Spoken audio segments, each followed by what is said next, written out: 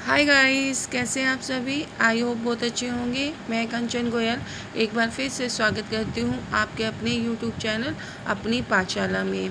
Guys, आपको पता है जैसे कि DSSB के नोटिफिकेशन आउट हो चुके हैं और हिमाचल प्रदेश ने भी अपनी टीचर एलिजिबिलिटी टेस्ट को आउट कर दिया है। तो आइए मेरे साथ प्रिपरेशन कीजिए और अपनी तैयारियों को सरल बनाइए। आइए स्टार्ट करते हैं। आज जो टॉपिक मैं लेकर आई हूँ वो वार पॉइंट्स हैं। वार पॉइंट्स को ट्रेंच पॉइंट भी बोला जाता था, क्योंकि जो फर्स्ट वर्ल्ड वार का पीरियड था उसमें पॉइंट्स ने बहुत सारे युद्ध देख लिए थे और दो तरह से डिवाइडेड हो गए थे वार पॉइंट्स। एक तो उनका पेसिमिस्टिक व्यू था, मतलब वो निराशावादी हो गए थे, और दूसरा पेट्रोइसिज्म था, यानी कि वो पेट्रोइटिक यानी कि देशभक्ति की भावना को ज़्यादा तवज्जो दे रहे थे। तो जो वार पॉइंट्स थे उनका मैक्सिमम व्यू जो हॉरर उन्होंने देखा था, एक तरह से शेल शॉक की सिचुएशन में चले गए थे कि उन्होंने युद्ध में जाकर ज़्यादा से ज़्यादा तबाहियों को देखा है और खुद झेला है कि युद्ध में कितनी बर्बादियां होती हैं।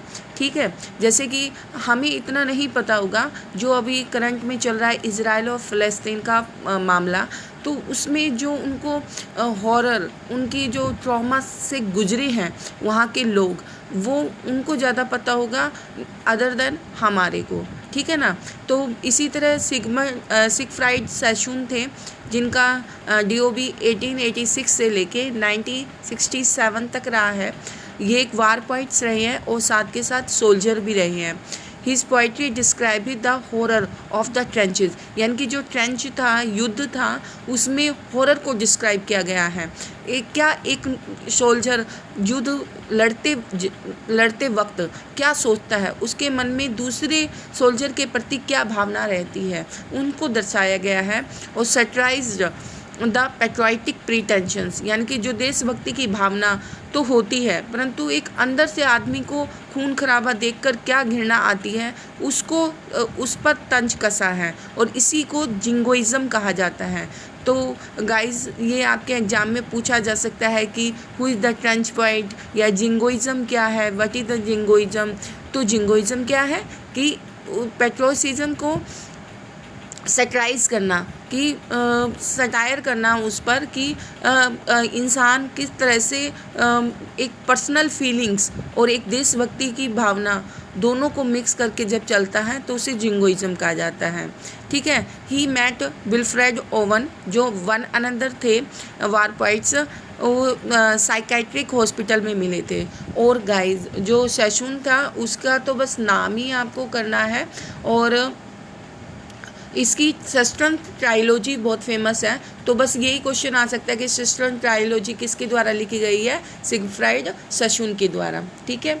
अब अनदर हम राइटर करते हैं विल्फ्रेड ओवन। इनका जो टाइम पीरियड रहा है वो 1893 से 1998 तक का रहा है, और ये भी वार पॉइंट थे, और वार में जो एक्सपायर हो गए थे, ये पासेस अवे हो गए थे लड़ते लड़ते। तो ये क्वेश्चन आ सकता है कि कौन सा वार पॉइंट्स युद्ध में ही मर गया था। जैसे कि आपको याद हो कि फिलिप सिडनी भी युद्ध में मर गए थे, तो उसी तरह विल्फ्रेड ओवन भी युद्ध में ही मारे गए थे। ठीक है। इनके जो सारे वर्क हैं उनकी मृत्यु के बाद पब्लिश हुए हैं। इनके दो वर्क ज़्यादा फेमस हैं। Anthem for the doomed youth, written in 1917. It is written in hospital when he is suffering from shell shock. shell shock मतलब युद्ध का डर, कि उन्होंने इतना हॉरर देख लिया था, इतना चॉइस वाली लाइफ देख ली थी कि हर जगह युद्ध का वातावरण देखकर उनका मन घबरा गया था। ये ओपनिंग लाइंस हैं उनकी, what passing bells for those who dies as a cattle, यानी कि उन जो पशुओं के समान मारे गए हैं उनके लिए क्या पासिंग बेल बजानी। ठीक है। ये मरते हुए सोल्जर के ऊपर लिखी गई थी।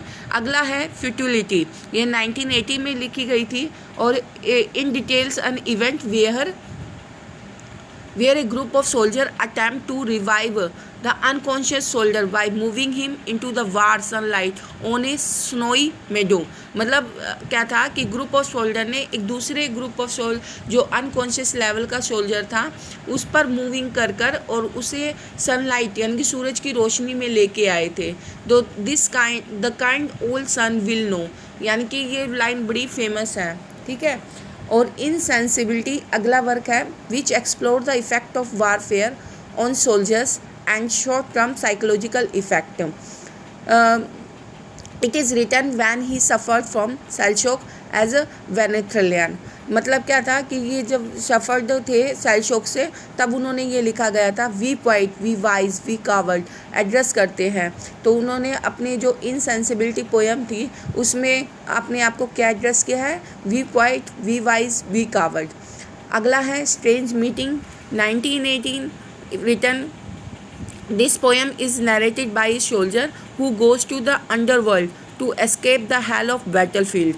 मतलब ये इस तरह से परेशान हो जाता है एक सोल्जर कि वो अंडरवर्ल्ड में चला जाता है, धरती के नीचे चला जाता है, केवल किस लिए, युद्ध की नरक वाली स्थिति से बचने के लिए। And meet the enemy heaven soldier he killed the day before. और उसे स्वर्ग में अपने वो ही जो शत्रु होता है जिसको उसने मारा होता है वो ही मिलता है और एक वंडरफुल मीटिंग दोनों की दिखाई जाती है। तो मोस्ट हॉन्टिंग कॉम्प्लेक्स वार पोएम है।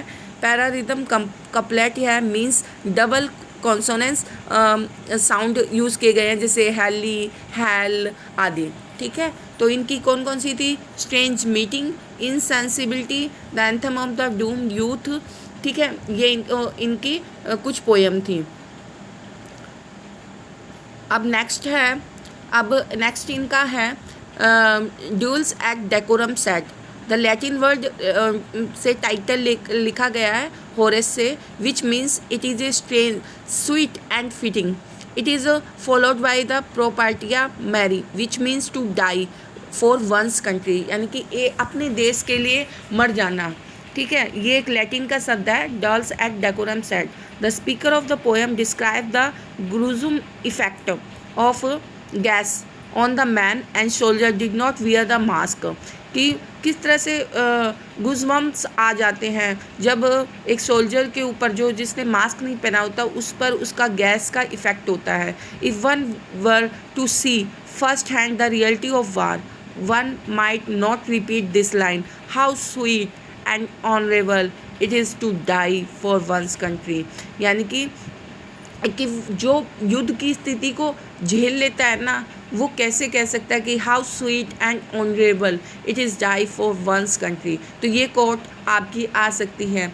तो कौन कौन से हैं, विल्फ्रेड ओवन की पोएम्स बहुत ही ज़्यादा इंपॉर्टेंट हैं और अक्सर एग्जाम्स में पूछी जाती हैं। कौन कौन सी हैं, I repeated, dulce et decorum est, insensibility, strange meetings, anthem of doom youth and futility, ठीक है। ये विल्फ्रेड ओवन्स की थी। अब है रूपर्ट ब्रूक। ये वन आइडियलिस्टिक वार सोनेट है, रोट लिखते हैं फर्स्ट वर्ल्ड वार के दौरान। और W.B. Yeats describe him as the handsome young man in England, ठीक है।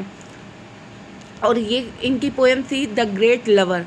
ओ dear my loves, O faithless once again, this one last gift I have that after man shall know and later lovers for renown praise you all these were lovely says he loved। मतलब कितना कि एक soldier को एक प्रेमी के रूप में बताया गया है और वो कहता है कि भी है ना ये मेरे लिए मेरे तरफ से आपके लिए लास्ट गिफ्ट है और मैं प्यार करता आपकी प्रशंसा करता परंतु मुझे जाना है। तो देखो कितना एक सोल्जर की इनर बात को लेकर चला गया है, ठीक है। नेक्स्ट वन है द सोल्जर 1940 एंड टाइटल है 1914 and other poems. If I should die, think only this for me, that there's some corner of foreign land. This is even England, ever England. That is ever England। मतलब कहता है कि अगर मैं ना कहीं पर युद्ध लड़ते लड़ते मारा गया ना और मेरे को वहीं पर दफना दिया जाएगा तो वो जहाँ पर मुझे दफनाया जाएगा, क्योंकि मैं इंग्लैंड का वासी हूँ तो मैं जहाँ पर मुझे दफनाया जाएगा वो ज़मीन भी इंग्लैंड की हो जाएगी। देखो कितना वंडरफुल कहा गया है ये क्या है, इनकी पेसिमिस्टिक नहीं थी, ये पेट्रोइसिज्म से इफेक्टेड थे रॉबर्ट ब्रूक, ठीक है। तो the soldier and the great lover, this is contrasted Owen's anti war poems. दूसरे डेकोरम में उन्होंने क्या बोला था कि भी है ना, युद्ध में मर जाने का जैसे how sweet and honourable it is to die for one's country. और यहाँ पर रॉबर्ट ब्रूक क्या बोल रहे हैं, all this were lovely, sorry that is ever England, कि अगर मैं कहीं मरता हूँ तो वो ज़मीन भी इंग्लैंड की हो जाएगी। तो देखो कितनी पेट्रोसिज्म भरी पड़ी है, ठीक है guys. Robert Graves next one है, 1895 से 1985, हिस्टोरिकल नॉवलिस्ट, क्रिटिसिस्ट एंड क्लासिस्ट है। His work based on Greek myth, ठीक है। Good by two all that 1929 में लिखा गया है, ये एक ऑटोबायोग्राफिकल वर्क है। वाइट गॉडेस, ये एक historical grammar of poetic myth है, ऐसे लिखा गया है। Study of mythology, it is A literary criticism works है। आई Claudius 1939, in autobiography of the Roman Emperor Claudius है। It tells the history of Julio Claudian dynasty. It shows the Caesar assassination in 1404 BC। जैसे Julius Caesar Shakespeare ने लिखा था ना, तो उन्हीं की मिथ पर बेस है रॉबर्ट ग्रेव्स का आई क्लॉडियस। तो रॉबर्ट ग्रेव्स, रॉबर्ट ब्रूक और विल्फ्रेड ओवन सेशून, ये आपको याद रखने हैं 4 पॉइंट्स, ठीक है गाइज। अब नेक्स्ट वन है, इन्होंने वार पोइट्स और जॉर्जियन पोइट्स, अब हम नेक्स्ट वन करेंगे जॉर्जियन पोइट्री, ठीक है। तो जो वार पोइट्स थे और जो जॉर्जियन पोइट्स थे वो दोनों डिफरेंट पॉइंट ऑफ व्यू था, ठीक है। Georgian poetry refer to a series of anthology, उन्होंने 5 सीरीज दी थी, ये अक्सर एग्जाम में पूछी गई हैं। So causing the work of school of British poetry that establish itself during early year of resign of King George V। जब King George V का रिज़ाइन हो गया था, तब रिज़ाइन बोले तो रीगन, मतलब किंग जॉर्ज V का जब क्षेत्र आया था, तो जब जो पोइट्री करते थे वार के बारे में, तो उसे जॉर्जियन पोइट्री बोला जाता है, ठीक है। The Georgian poet whose work appeared in a series of 5 anthology named Georgian poetry, जिसे हैरोल्ड मुनरो ने किया है और एडिटेड किया है एडवर्ड मास ने। आई रिपीट इट, पब्लिश किसने किया है, हैरोल्ड मुनरो, और एडिट किया है एडवर्ड मार्स ने। तो जॉर्जियन पोइट्री के बारे में बस केवल इतना आता है कि किसने पब्लिश किया है और एडिट कितने किया है, और 5 वॉल्यूम के बारे में भी आ जाता है कि ये कब कब पब्लिश हुई थी, तो देख लेते हैं। आइए, वॉल्यूम 9 फर्स्ट वॉल्यूम थी वो 911 से 912 के बीच में पब्लिश हुई थी। वॉल्यूम 2 930 से 15 के बीच में। वॉल्यूम 3 916 से 17 के बीच में। वॉल्यूम 4 1918 से 19 के बीच में। और वॉल्यूम 5 1920 से 1922 तक के लिए। तो ये इसमें इस ग्रुप में कौन कौन से लोग थे, Edward Blunden, Robert Brooke, Robert Graves, D.H. Lawrence, Siegfried Sassoon and John Drinkwater. तो ये क्वेश्चन आ चुका है गाइज लास्ट ईयर के एग्जाम से। जब आप प्रैक्टिस करेंगे तो आप देखना कि जॉर्जियन पोइट्स कौन कौन से हैं, Edward Blunden, Robert Brooke, Robert Graves, D.H. Lawrence, Siegfried Sassoon, John ड्रिंकवाटर।